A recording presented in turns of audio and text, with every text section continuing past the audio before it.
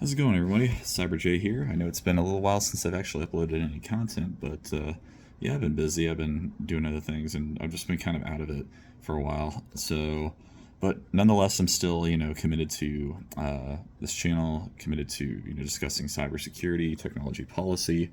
Yeah, but I was actually just thinking recently about AI again. I know like I said, I've been on a rant about AI and whatnot, but apparently, I was hearing news about uh, Russia and China possibly like forming I don't want to say a coalition, but like building a AI superpower. I don't know. I want to say AI superpower, like an AI military industrial uh, power, essentially, if that's the best way to put it. Like using weaponry, defense technology, use it for defensive purposes, for military purposes, and it just got me thinking.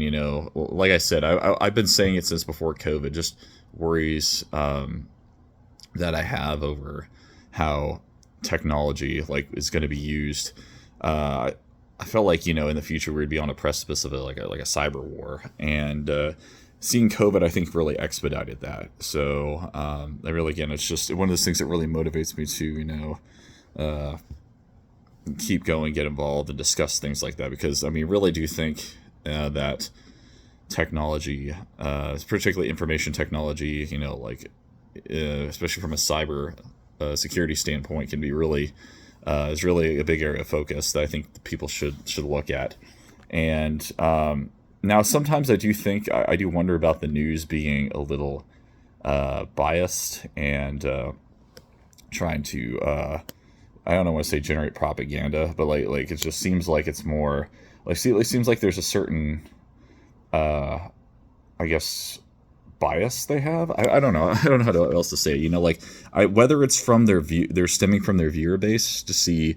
They're just collecting demographics, various statistics on who watches their channel. I think they're sort of geared around that. So I think it's come to a point where it's like, okay, let's focus on this specific viewership, this specific demographic, and see where it goes from there. But at the same time, I do think that I think it's just how it is, really. It's certainly come to that point. I don't know if it's an executive decision or if it's just popular demand going off what works. But I guess besides the point, I'm kind of not ranting about technology. I think it plays into what I'm saying about how I just worry about maybe it could just be the news just stirring up fear, and then the other half of me just thinks it is a realistic threat. It's something that I discuss, and I'm sure it's on a lot of other people's minds. So I'm just glad that we're finding time to look at this, to discuss this, just to say, hey, how can we regulate this technology? How can we keep this technology from harming other people? Because again, you look at how how it affects a lot of people, and how it could be used for malicious purposes. And you look at foreign adversaries, look at other countries who are just developing this technology and at an alarming rate, and how it's like how could they use this for malicious purposes? Because I know there are certain governments out there who go they function very differently. I guess the word I'm going to say, they function very differently from other countries like mine, like the United States. So it's just one. Maybe I'm just ranting. It's one of those things that just really got me thinking. Like, how could this be used to harm people? I mean, just you look at how significant how fast AI is. Look at what happened to Taylor Swift. Look how it's being using for deep fake purposes. How it's being used for I was talking about this a couple weeks ago or rants ago or whatever, for how it's being used for OT attacks. Operational technology attacks. And again, people said it was theoretical, and how we're just really focused on ransomware and other, how most of the attacks are taking place there. But again, they say it's not a real priority. But you look at this sort of thing, or these discussions, like attacks on critical infrastructure, and I really do think, and I'm probably not going to. There's probably going to be no one that watches this, so hey, I might as well just say it anyway, in case there is somebody who does. Maybe it'll make a difference. But operational technology attacks, I think, are a very big concern. And with what we've seen on how the technology has been used, whether the attacks on critical infrastructure that have happened. There's some concerns about the AT&T attack too, whether that was an attack on critical infrastructure, because when you think about it, AT&T is by a good margin, the biggest wireless provider in the entire U.S.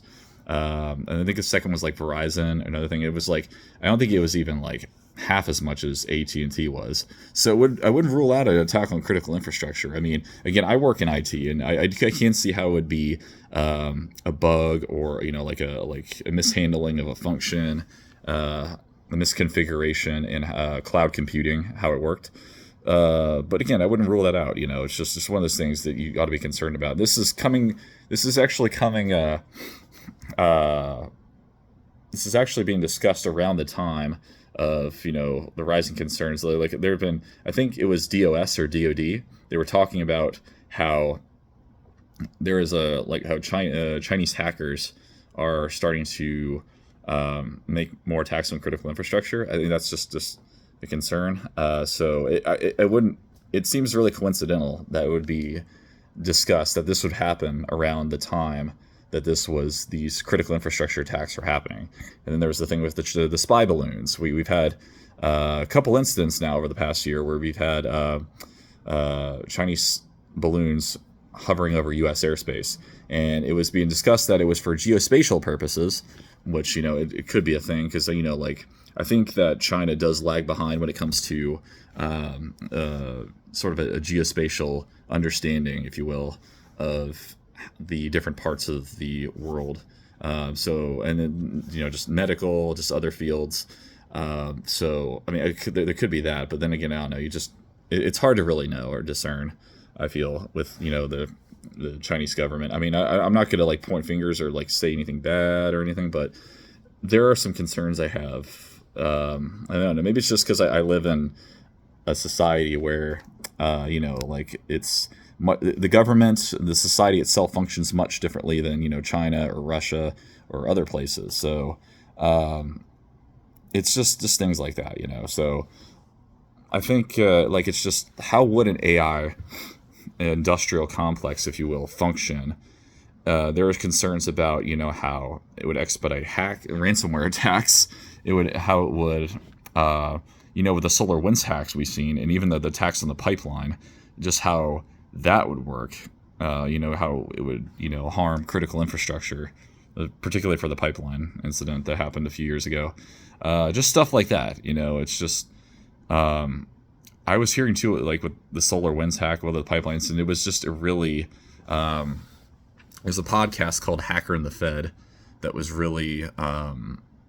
It was discussing this, and they came to an analysis that it took a lot of planning, even several years of planning at least, to be able to pull off an attack like this. Because this isn't just some script kiddie or some teenagers who are feeling like trolling other people just to hack them and say, oh, look how good we are, just doing it for the lulz, if you will. It was an attack that was really heavily planned out, methodical, very coordinated, and was just, this isn't just something like one or two people or a few people could do. So wouldn't rule out, that there was foreign interference, if you will. But yeah, that's where I stand on that. So I don't know. It's just thoughts about how can we prevent. What would AI do against critical infrastructure? I do think that it's a really big concern, and especially I don't know, if World War III were fought, we'd be fighting it with this kind of technology, with drones, let's not even talk about nukes. But I don't think anyone really wants to use a nuke. But I think if someone's backed into a corner enough, they could use a nuke. So I mean, it's just concerns about that. But yeah, okay, I'm gonna stop ranting. I've been almost going at this for 10 minutes now. So I hope you all enjoyed this. Again, if you want to follow me, just check out my Cybergrounds channel, on YouTube. I also have Cybergrounds on Twitter. And yeah, I will see you in the next video. Peace. CyberJ out.